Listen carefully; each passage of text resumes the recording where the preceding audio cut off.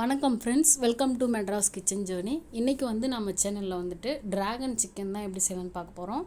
இந்த சிக்கன் ஒரு 25லேருந்து 30 பேர் அளவுக்கு சாப்பிடலாம்.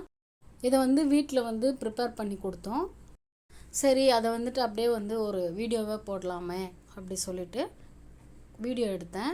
அதை உங்கள் கூட ஷேர் பண்ணுறேன். நீங்களும் பாருங்கள்.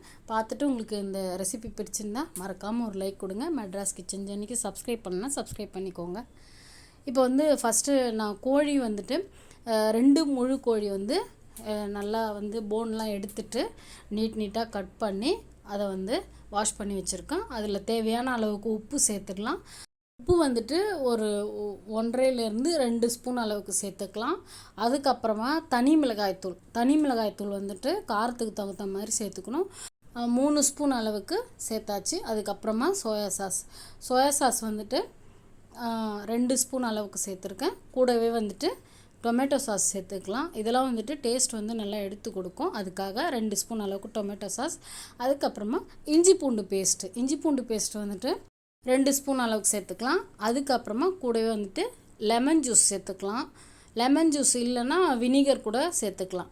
அதுக்கப்புறமா க்ரீன் சில்லி சாஸ் 2 ஸ்பூன் அளவுக்கு சேர்த்துக்கலாம். அதுக்கப்புறமா 3 டேபிள் ஸ்பூன் அளவு கார்ன்ஃப்ளவர் சேர்த்துக்கலாம். அதே அளவுக்கு மைதா சேர்த்துக்கலாம். இப்போது இது எல்லாத்தையும் மிக்ஸ் பண்ணிடலாங்க. சப்போஸ் உங்களுக்கு அளவுகள் நீங்கள் கம்மியாகவோ அதிகமாகவோ எடுத்திங்கன்னா இதில் அளவுகளும் கூடவோ குறைக்கவோ எடுத்துக்கலாம். இப்போ முட்டை சேர்த்துக்கலாம். முட்டை 2 முழு முட்டை சேர்த்துருக்கோம். உடைச்சி எல்லாத்தையும் சேர்த்து நல்லா மிக்ஸ் பண்ணிவிட்டு ஒரு 1/2 ஹவர்லேருந்து 1 ஹவர் அப்படியே ரெஸ்ட்டில் வச்சிடலாம். அதுக்கப்புறமா கடாயில் எண்ணெய் வச்சு பொரிக்க தேவையான அளவு எண்ணெய் வச்சுட்டு நம்ம மிக்ஸ் பண்ணி வச்சுருக்கேன் அந்த சிக்கனை எடுத்து கொஞ்சம் கொஞ்சமாக போட்டு பொரித்து எடுத்துக்கலாங்க. சிக்கன் ஃபாஸ்ட்லேயே வச்சு நம்ம பொரித்து எடுத்துக்கலாம். ரொம்ப வெந்தாலும் ரப்பர் மாதிரி ஆகிடும். அதனால் கிட்டவே நின்று திருப்பி விட்டு செவந்ததுக்கப்புறம் எடுத்துடலாம். இது லோ ஃப்ளேம்லலாம் வைக்கணுன்ட்டு இல்லை. இது கொஞ்சம் ஃபாஸ்ட்டில் வச்சுட்டு அதுக்கப்புறமா மீடியமில் வச்சா போதும். ரொம்ப லோவில் வைக்க வேண்டாம். வெந்ததுக்கப்புறம் எடுத்துடலாம்.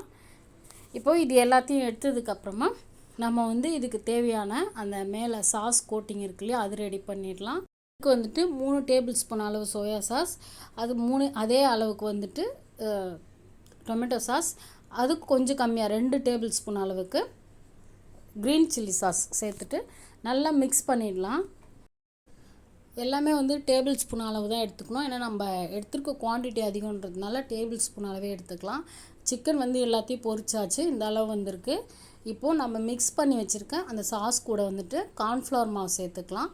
கார்ன்ஃப்ளவர் ஒரு 1லேருந்து 2 ஸ்பூன் அளவுக்கு சேர்த்துக்கலாம். இது டீஸ்பூன் அளவுக்கு சேர்த்தா போதும். இப்போ நல்லா மிக்ஸ் பண்ணிடலாம்.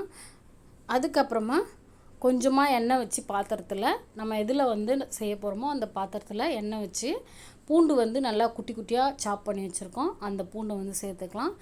பூண்டு நான் 2 முழு பூண்டு எடுத்திருக்கேன்.